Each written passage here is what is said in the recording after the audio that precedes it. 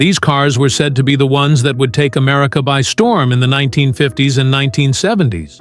But people never saw them. Some were dangerous, some were hilarious. Now I'll show you the top 5 American flop cars that fell off the market and were forgotten. Watch and remember, some of them are completely ridiculous. Dear viewers, please subscribe to our channel. Thank you for your support. Number 5. Plymouth Superbird, 1970. The Superbird was Plymouth's homologation special, a street-legal version of a purpose-built NASCAR race car. It was created specifically to lure Richard Petty back to Plymouth after he left for Ford in 1969 and to dominate on the NASCAR track. It was based on the Roadrunner, but with radical aerodynamic changes. That massive rear wing and elongated nose cone weren't for looks. They were built for aerodynamic efficiency at high speeds.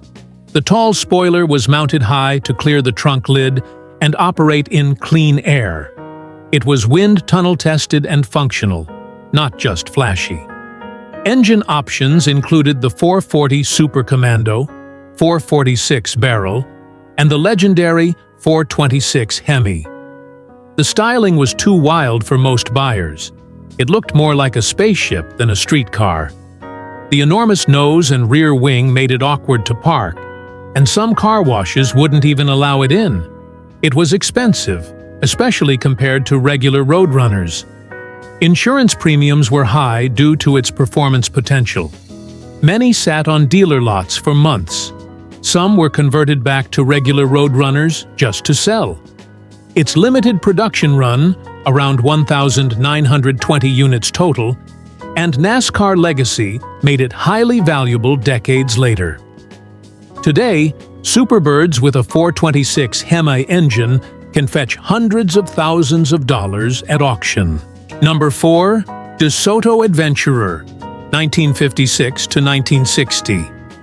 The DeSoto Adventurer was positioned as DeSoto's high-performance top-trim model, meant to compete with other premium full-size cars like the Chrysler 300, Oldsmobile 98, and Buick Roadmaster.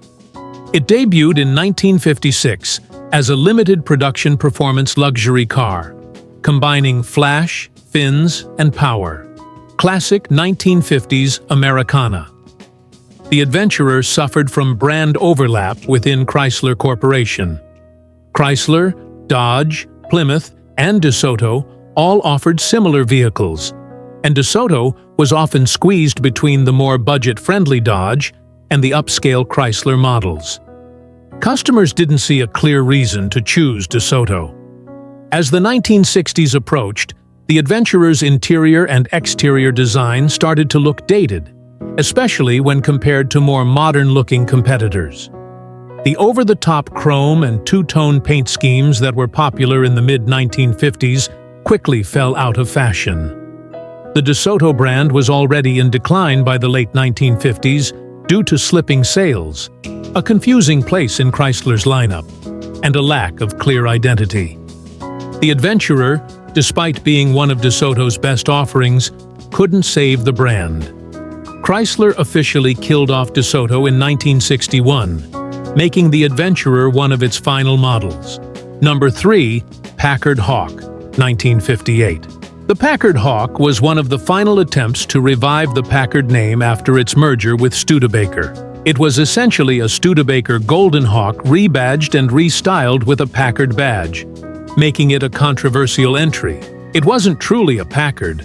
Under the skin, it was a Studebaker. This betrayed Packard loyalists, who expected prestige, engineering, and refinement. The front end had a wide fiberglass grille that was seen as awkward and bulky. Critics called it a face only a mother could love. People still associated Packard with pre-war luxury. But by 1958, the brand had lost its prestige. The Hawk lacked the craftsmanship Packard was once known for. Only 588 units were ever made. It was too little, too late. The 1958 Packard Hawk was the final Packard-branded car sold to the public. After that, Packard as a brand was officially discontinued, ending nearly 60 years of automotive history.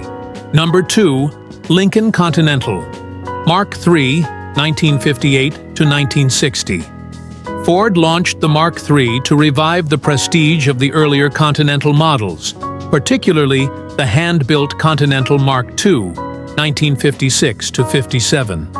But instead of exclusivity and elegance, the Mark III became a symbol of excess and overreach. It was massive, nearly 19 feet long and weighing over 5,000 pounds. Too large even by American standards, it was difficult to maneuver and park, especially in urban areas. The styling was considered bloated, overly decorated, and not cohesive. It lacked the clean, graceful lines of its predecessor. Many critics found the rear end awkward and the overall look garish. Early production suffered from quality control problems. Mechanical and electrical failures were common. It didn't live up to the luxury expectations set by its badge or price. It was one of the most expensive cars in America, competing directly with Cadillac and even some imports like Mercedes-Benz. But the economy was cooling in the late 1950s, and buyers weren't willing to pay more for less. While meant to be a halo car, the Mark III didn't resonate with luxury buyers. Lincoln sold just over 30,000 units in 3 years, and it was seen as a sales disappointment. The 1958-60 Continental Mark III is often remembered as a low point in Lincoln's design history. However, it did pave the way for later Mark series cars, especially the successful Mark III of 1969, which redefined Lincoln's image. Number 1. Dodge Dart Demon, 1971 to 1972. Chrysler introduced the Demon as a sporty, youth-oriented version of the Dodge Dart. Built on the compact A-body platform, the Demon offered flashy styling and some performance punch, at least in its higher trims. The name Demon, combined with its devilish logo, a cartoon demon with a pitchfork, offended religious groups, especially in the U.S. Bible Belt.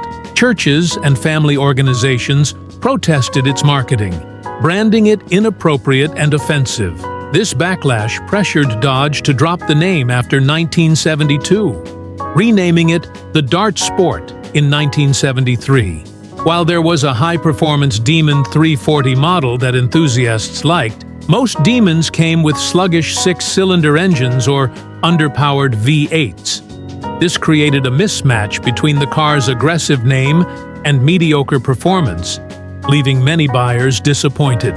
The Demon arrived just as muscle car performance was being strangled by emissions regulations, rising insurance costs, and a shifting market. Gas prices and practicality started to matter more than horsepower by the early 70s. Interestingly, Dodge resurrected the Demon name in 2018 for the Dodge Challenger SRT Demon, a drag strip monster with 840 horsepower, fully embracing what the original couldn't.